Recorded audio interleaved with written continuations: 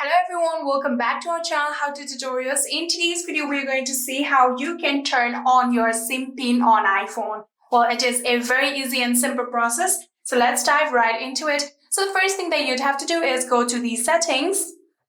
And on your settings, you can see cellular. You can tap on cellular. After tapping on cellular, here you can scroll down and you can see SIM pin right here. You can tap on it. And currently here you can see the toggle button is turned off. You can simply just tap on this toggle button in order to turn it on, just like this. So after doing so, your SIM pin will be required. So simply just add in your SIM pin. So by default, it can be something else for your SIM. So you can ask your SIM provider for that, or you have already set your SIM pin. You can simply just enter your SIM pin right now.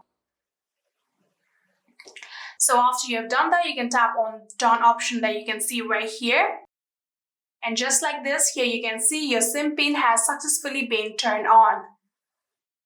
And that is it. That is how you can turn on your SIM pin. I hope this video was helpful to you guys. If it was, please do not forget to hit that subscribe button and like our video. Thank you so much for watching. See you in the next.